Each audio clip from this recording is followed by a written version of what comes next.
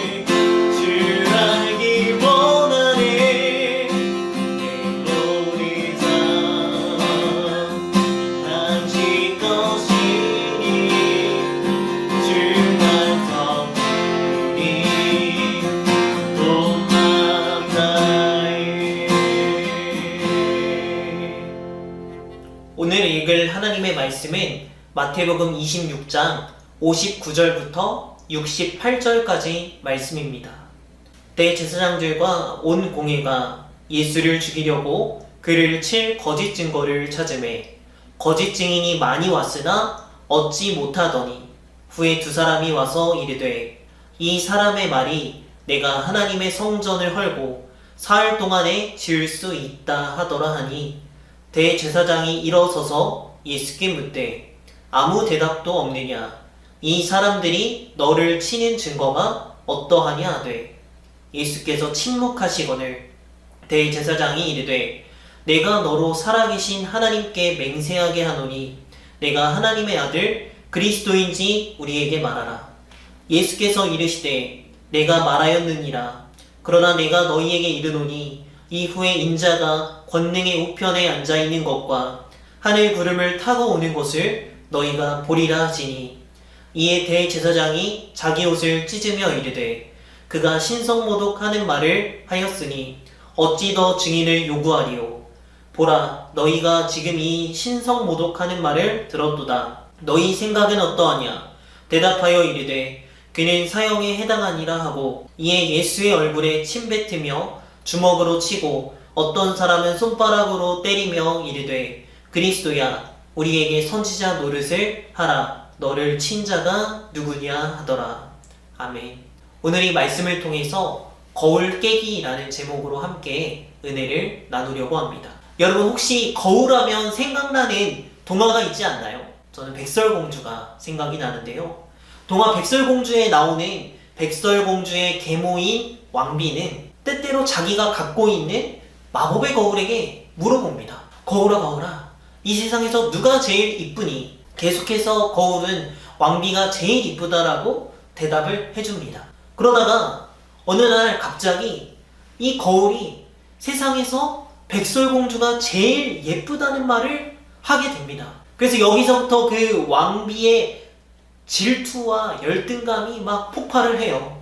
그래서 이것에 사로잡혀서 미쳐버리게 됩니다. 그래서 자기가 마법으로 만든 약을 마셔서 할머니로 변해요. 여기서 문제점이 무엇인가요? 흉악한 할머니로 변해서 백설공주를 죽이려고 한다는 것에 문제가 있습니다. 사실 가볍게 생각을 해보면 이 왕비는 좀 질문을 바꿨어야 될 것 같아요. 거울아 거울아 내 나이 또래에서는 누가 제일 예쁘니? 백설공주는 딸뻘 아닙니까? 나이만으로도 왕비를 가볍게 제칠 수 있습니다. 또 명색의 동화 속 주인공 백설공주인데 피부가 흰눈처럼 깨끗하고 맑은데 그렇게 젊은 아이를 무슨 수로 어머니 뻘 되는 나이가 이길 수 있겠냐는 말입니다. 요즘처럼 뭐 성형수술이라던가 보톡스가 발달을 한 것도 아니고 화장법이 막 엄청 좋은 것도 아니고 뭐 주름 크림, 미백 크림 이런 거 뭐 안 바를 텐데 말입니다. 백설공주가 제일 예쁘다고 말하는 그 순간에 이 거울을 깨트렸어야 돼요.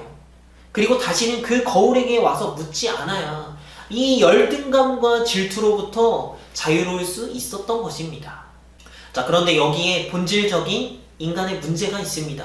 거울이 깨야 이 열등감과 질투로부터 해방이 되는데 사람은요 비춰지는 자기의 모습을 보지 않고는 살 수 없다라는 것입니다. 자, 여러분 여기서 결혼 생활이 행복하신 분들 계시죠? 왜 행복할까요? 자, 연애를 하시는 분들 연애를 하면 왜 살맛이 나시나요? 애인이라는 거울에 내가 어떻게 비춰지는가를 보았는데 이 여자의 마음속에 이 남자의 마음속에 나라는 사람이 최고로 비춰지는 겁니다. 거기에 비춰진 나를 보니까 살맛이 나는 거예요. TV를 보면요 왜 연말에 연예인들이 상을 타면서 그렇게 울고 감격스러운 시상소감을 말할까요? 시청자들에게 비춰진 자신의 모습을 발견하면서 뭔가 인생의 맛을 느끼고 그렇게 감격해서 우는 것입니다. 우리는 얼마나 다른 사람들의 시선을 신경 쓰면서 사는지 모릅니다. 저도 그렇고요. 여러분들도 아마 그러실 것입니다. 자, 그렇다면 오늘 본문의 예수님은 어떠셨을까요? 마태복음 26장 61절부터 63절 말씀을 함께 보겠습니다. 이르되 이 사람의 말이 내가 하나님의 성전을 헐고 사흘 동안에 지을 수 있다 하더라 하니 대제사장이 일어서서 예수께 묻되 아무 대답도 없느냐? 이 사람들이 너를 치는 증거가 어떠하냐 하되 예수께서 침묵하시거늘. 오늘 본문에 보면요 예수님께서 체포되어서 사내들인 공회에 붙잡혀 와서 재판을 받게 됩니다. 예수님을 죽이려고 막 거짓 증거하는 사람들이 마구 소란을 피우면서 난리가 났습니다. 그런데 이 상황 가운데 예수님은요 침묵하십니다. 63절에 보면 한글 개역 성경에는 번역이 되지 않았지만 원어 성경에 그러나를 의미하는 역적 접속사인 대가 사용이 되었습니다. 이것은 거짓 증인들의 의증과 대제사장의 질책성 질문이 쇄도함에도 불구하고 예수님께서 아무런 변명과 반증을 하지 않는 사실을 강조하고 있습니다. 자, 상식적으로 재판 장소에 서 있고 피고 입장이라면 무엇을 해야 될까요? 재판권을 갖고 있는 사람이나 배심원들, 그 참석하는 사람들에게 내 모습을 가능한 한 억울해 보이고 죄가 없는 모습으로 그려져야 될 과제가 주어지게 됩니다. 그래서 변론이 필요하고 변호사가 필요한 것이겠죠. 나를 깨끗하게 묘사해야 된다는 것입니다. 그런데 예수님은 극악무도하고 나쁜 놈이라고 비난하는 그런 비난들이 속출하는 상황에서 침묵해 버리십니다. 바로 왕비의 거울을 깨트려 버리는 겁니다. 재판하는 사내들인 공회회원들, 대제사장들이나 서기관들이나 장로들에게 비친 자신의 모습을 중요하게 생각하지 않았다라는 것입니다. 자, 우리 사회를 보면요, 특별히 체면 문화가 강한 것을 볼 수 있습니다. 그래서 남편이라는 거울에 비춰진 내 모습, 이웃이라는 거울에 비친 내 모습, 바로 다른 사람들에게 비춰진 내 모습에 의해서 살아가게 됩니다. 부장님에게 비춰진 내 모습, 사장님에게 비춰진 내 모습, 그래서 사장님에게 비춰진 거울 속에서 내가 필요한 존재로 비춰지고 있을 때 회사 다니는 맛을 느끼고 기쁨을 느낍니다. 왜 우리는 이렇게 세상의 거울에 집중하는 것일까요? 그러면서 정말 집중해야 될 하나님 거울은 우리가 집중하고 쳐다보지 않습니다. 이사야 53장 7절 말씀을 보면요, 그가 곤욕을 당하여 괴로울 때에도 그의 입을 열지 아니하였으며 마치 도수장으로 끌려가는 어린 양과 털 깎는 자 앞에서 잠잠한 양같이 그의 입을 열지 아니하였도다. 오늘 말씀의 본문은요, 바로 이 이사야 53장 7절의 말씀을 성취하는 모습입니다. 이사야에서 예언되어 있는 그 메시아의 말씀을 성취하는 가운데 잠잠한 모습을 보이고 있습니다. 예수님을 둘러싼 그들이요, 막 하나라도 더 거짓 증거를 찾으려고 애를 쓰고 있습니다. 26장 60절에 보시면요, 거짓 증인이 많이 왔으나 얻지 못하더니 후에 두 사람이 와서, 후에라는 말이 나오고 있습니다. 그들이 납득가는 증거를 찾기 위해서 한참 동안의 시간을 애썼음을 의미하고 있습니다. 그런데 예수님께서는 사실 어떤 율법도 범하지 않으셨습니다. 예수님께서 아무 대답도 하시지 않는 가운데 가야바가 앞으로 나섭니다. 63절에 보시면요, 예수께서 침묵하시거늘 대제사장이 이르되 내가 너로 살아계신 하나님께 맹세하게 하노니 내가 하나님의 아들 그리스도인지 우리에게 말하라. 여기에서 내가 너로 살아계신 하나님께 맹세하게 하노니 라는 말은 제사장이 가지고 있는 비장의 한 방법 중에 하나입니다. 유대인들의 법에 따르면요, 제사장은 사람들에게 증언하도록 강제할 권세가 있었습니다. 만일 계속 아무 말도 하지 않으면 그것이 법을 어기는 것이 됩니다. 어떻게든 하나님의 이름으로 자기가 하나님의 아들임을 말하게 해서 신성모독 죄명으로 처벌하게 하려는 것입니다. 이는 이 당시의 유대의 법률 중 특히 사형에 해당하는 죄에 있어서 본인의 자백이 필요하였기 때문이기도 합니다. 그러나 예수님은 개의치 않으시고 스스로 판결을 내리도록 내버려 두십니다. 너희가 말하지 않았느냐 라면서 당당히 자신을 음해하는 것에 대해서는 침묵하셨지만 그리스도라는 진실을 밝히십니다. 67절에 보면요, 예수님의 뺨을 때리고 얼굴에 침을 뱉는 난리가 납니다. 지금 예수님은 침 맞아 마땅한 모습으로 다른 사람들에게 비춰지고 있는 것입니다. 그러나 주님은 그렇게 비춰지고 있는 당신의 모습에 관심을 두지 않았습니다. 자, 우리가 이렇게 예수님처럼 산다라는 것은 어떤 의미일까요? 사람들과 대화할 때 사람들만을 의식하는 것이 아니라 지금 이 대화의 모습이 하나님께 어떻게 비춰질까, 그것을 보는 것입니다. 이웃을 마주대하고 있는 나의 모습이 지금 하나님께 어떻게 비춰지고 있을까를 생각하면서 우리는 행동해야 된다라는 것입니다. 예수님의 관심은요, 다른 데 있지 않고 바로 하나님께 있었습니다. 하나님의 뜻을 이루기 위해서 가장 낮은 곳으로 가시고 가장 비참한 형벌이지만 가장 아름다운 십자가의 길을 걸으셨습니다. 십자가를 바라보며 하나님의 거울에 비춰져 있는 나의 연약함을 알게 되는 것입니다. 나의 부족함을 깨닫고요, 더욱 믿음의 주를 바라보도록 하는 것이 바로 십자가입니다. 세상 사람들이요, 나에게 온갖 감언이설을 늘어놓아도 속지 마시기를 축복합니다. 수많은 직원들이 나를 향해서 신처럼 떠받들어도 속지 마세요. 사람들이 저에게 훌륭한 목사라고 말해도 속지 않으려고 합니다. 그들에게 비춰져 있는 성공한 나의 모습, 이것은 내 모습이 아닙니다. 그 모습이 내 모습인 줄 알고 살았다가는 왕비처럼 멸망의 길을 걷겠죠. 사람들을 아예 무시해라 이 말이 아닙니다. 우리가 함께 살아가는데 어떻게 아나무인처럼 나 혼자 살 수 있을까요? 그러나 다른 어떤 것보다 우리가 우선순위로 둬야 될 것은 진짜 하나님을 의식하면서 살아가야 된다라는 것입니다. 그리야 했을 때 하나님 거울에 비친 진짜 나의 모습을 우리는 깨달을 수 있습니다. 2020년도가 벌써 하반기입니다. 더운 여름이 어느덧 순식간에 지나가고 쌀쌀한 가을이 되었습니다.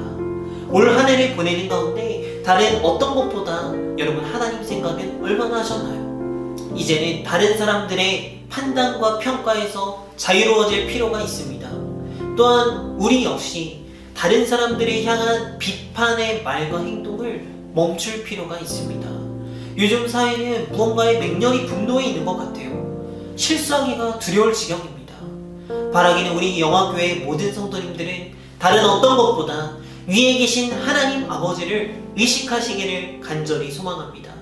하나님이 나에게 원하시는 것이 무엇일까? 어떤 말과 행동이 지금 하나님께서 기뻐하시는 행동일까? 늘 고민하고 생각하는 가운데 하나님 거울 앞에 지금 나의 모습이 어떤지 돌아보는, 그리고 세상의 거울을 깨버리고 믿음의 자녀로 살아가는 영화교회 모든 성도님들 되시기를 간절히 축복합니다. 기도하시겠습니다. 할렐루야. 사랑의 하나님, 우리가 그동안은 세상적인 관점을 우선순위로 생각하고 살지는 않았습니까? 세상에 비친 거울, 사람들 앞에 비춰진 나의 모습을 중요하게 생각하면서 살았습니다. 그러나 이제는 그 세상의 거울을 깨버리고 하나님 앞에서의 나의 모습을 가장 중요한 삶의 우선순위로 여기는 영화교회 모든 성도님들 되게 하여 주시옵소서. 한 해를 마무리하는 가운데 우리가 하나님 앞에서의 우리의 모습을 중요하게 생각하면서 하나님의 뜻을 이루어가는 우리 모두가 될 수 있도록 역사하여 주시옵소서. 사랑 많으신 예수님의 이름으로 기도합니다. 아멘.